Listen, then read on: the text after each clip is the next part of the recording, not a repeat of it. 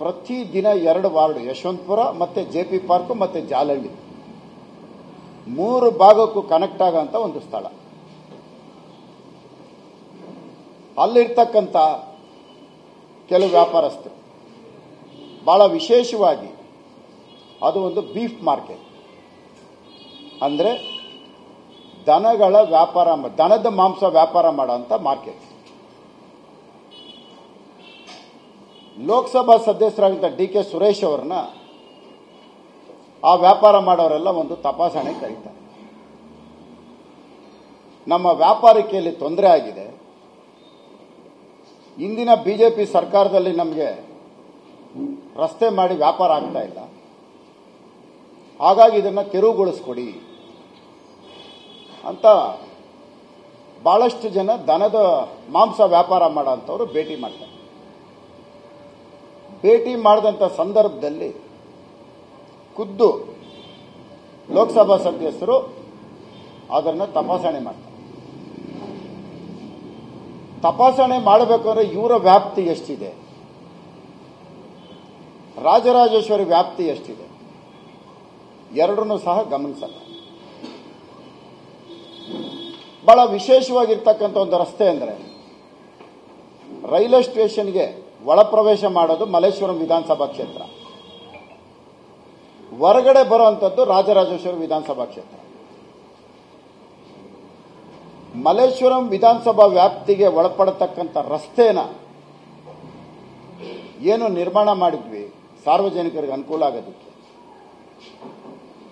ಬೆಂಗಳೂರು ಗ್ರಾಮಾಂತರ ಲೋಕಸಭಾ ಸದಸ್ಯರು ಅದನ್ನು ತಪಾಸಣೆ ಮಾಡಿ ಕೂಡಲೇ ಅದನ್ನ ದನದ ಮಾಂಸದ ವ್ಯಾಪಾರ ಮಾಡೋರಿಗೆ ಅನುಕೂಲ ಮಾಡಿಕೊಡಿ ಅಂತ ಹೇಳಿ ಒಂದು ಮೌಖಿಕವಾಗಿ ಆದೇಶ ಕೊಡ್ತಾರೆ. ಆದೇಶ ಕೊಟ್ಟಂತ ಸಂದರ್ಭದಲ್ಲಿ ಅಧಿಕಾರಿಗಳು ಅದನ್ನು ಪಾಲಿಸೋದಿಕ್ಕೆ ಆಗೋದಿಲ್ಲ. ಇದು ತಪ್ಪಾಗತ್ತೆ, ಇದು ಆಸ್ಪತ್ರೆಗೆ ಹೋಗುವಂತ ಸ್ಥಳ, ಸಾರ್ವಜನಿಕರು ಸುಗಮವಾಗಿ ಸಂಚಾರ ಮಾಡುವಂತ ಸ್ಥಳ, ಇದನ್ನ ಮಾಡೋದಕ್ಕೆ ಬರಲ್ಲ ಅಂತೇಳಿ ಅಧಿಕಾರಿಗಳು ಬಹಳ ಸ್ಪಷ್ಟವಾಗಿ ಇದನ್ನ ನಿರಾಕರಿಸ್ತಾರೆ. ಇದಾದ ಮೇಲೆ ಇದು ಹಾಗೆ ಇರುತ್ತೆ, ಇದು ಅಕ್ಟೋಬರ್ ತಿಂಗಳಲ್ಲಿ ತಪಾಸಣೆ ಮಾಡ್ತಾರೆ. ಚುನಾವಣೆ ಘೋಷಣೆ ಆದಮೇಲೆ ನೀತಿ ಸಂಹಿತೆ ಏಕಾಏಕಿ ಯಾರು ದನದ ಮಾಂಸದ ವ್ಯಾಪಾರ ಮಾಡ್ತಾ ಇದ್ರೋ ಅವರೇ ಖುದ್ದಾಗಿ ಯಾವುದೇ ಅಧಿಕಾರಿಗಳಿಲ್ಲದೆ ಯಾರ ಗಮನಕ್ಕೂ ತರದೆ ಅದನ್ನ ಜೆಸಿಬಿ ಮಿಷಿನ್ಗಳಲ್ಲಿ ಒಡೆದಾಕ್ತಾರೆ. ಒಬ್ಬ ಅಧಿಕಾರಿನೂ ಇಲ್ಲ. ಒಡೆದು ಇವತ್ತು ಅದನ್ನ ಅಲ್ಲಿರ್ತಕ್ಕಂಥ ಕಬ್ಬಣದ ಸಾಮಗ್ರಿಗಳೇನಿತ್ತು ಅದನ್ನ ನಿನ್ನೆ ಕಳ್ಳತನ ಮಾಡ್ಕೊಂಡೋಗಿ ಮಾರಾಟ ಮಾಡಿದ್ದಾರೆ. ನಿನ್ನೆ ಹೋಗ್ತಾ ಇದ್ದಂಥದ್ದು ರಸ್ತೆಗೆ ಯಾರಿಗೂ ತೊಂದರೆ ಇಲ್ಲ. ಪ್ರತಿದಿನ ಸುಮಾರು 40-50 ಬಸ್ಗಳು ಓಡಾಡ್ತವೆ, ಒಬ್ಬರಿಗೆ ತೊಂದರೆ ಇರಲಿಲ್ಲ. ಇವತ್ತು ಹೊಡೆದಿರೋದು ನೋಡಿ, ನೋಡಿ ಒಂದು ನಿಮಿಷ ರಿವರ್ಸ್ ಇಲ್ಲಿ ನೋಡಿ, ಇದಕ್ಕೆ ಓಡಾಡಕ್ಕೆ ಒಂದು ದಾರಿ ಮುಂದೆ ಹೋಗಿ ನೋಡಿ, ಹಂಗೆ ಹೋಗಿ ಇಲ್ಲಿ ನೋಡಿ, ಇಲ್ಲಿ ಓಡಾಡೋದಕ್ಕೆ ಇದನ್ನು ಹೊಡೆದಿರೋ ಮುಂದೆ ಹೋಗಂಗೆ ನೋಡಿ.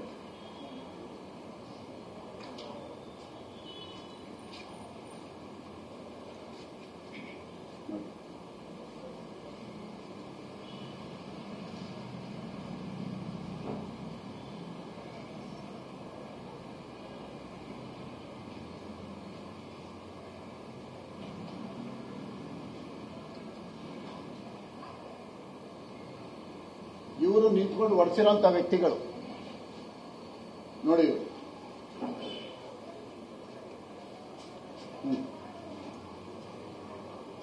ಮಿಷನರೀಸ್ ಇಲ್ಲೇ ಇರೋದು ದನದ ಮಾಂಸ ಮಾರಾಟ ಮಾಡೋದು ಇದು ನೋಡಿ.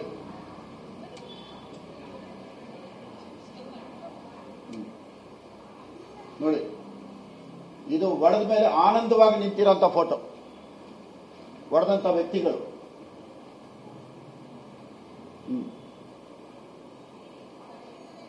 ಇವರು ಬೆಂಗಳೂರು ನಗರದ ಕಾಂಗ್ರೆಸ್ ಪಕ್ಷದ ಜಿಲ್ಲಾಧ್ಯಕ್ಷರು ಒಡೆಸಿರೋಂಥದ್ದು ವೀಕ್ಷಣೆ ಮಾಡ್ತಾ ಇರೋದು ಹನುಮಂತರಾಯಪ್ಪ ಅಂತ.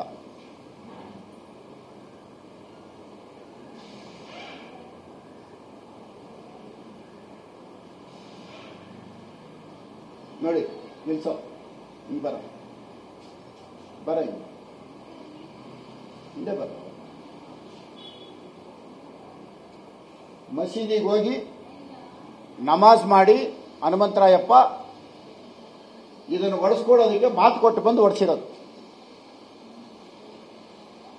ಮಸೀದಿಗೆ ಹೋಗಿ ನಮಾಜ್ ಮಾಡ್ಕೊಂಡ್ಬಂದು ಇದನ್ನ ಒಡಿಸೋದು ನಮ್ಮ ಜವಾಬ್ದಾರಿ, ನೀವು ಕಾಂಗ್ರೆಸ್ ಪಕ್ಷಕ್ಕೆ ವೋಟ್ ಹಾಕಿ ಅಂತ ಹೇಳಿರೋಂಥದ್ದು. ನೋಡಿ,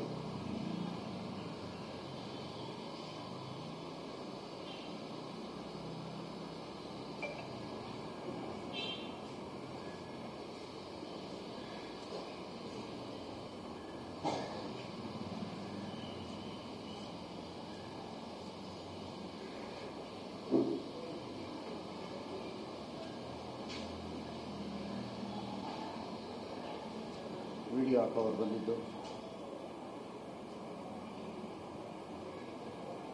ಇದು ಅಕ್ಟೋಬರ್ ಅಲ್ಲಿ ಇನ್ಸ್ಪೆಕ್ಷನ್ ಮಾಡೋದು.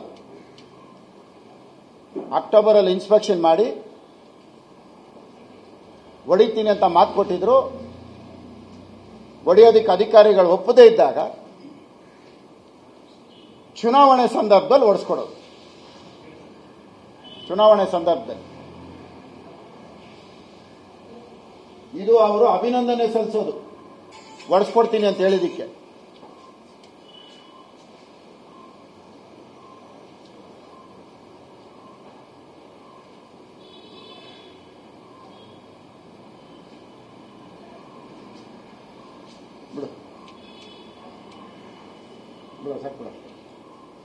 ಈ ರೀತಿಯಾಗಿ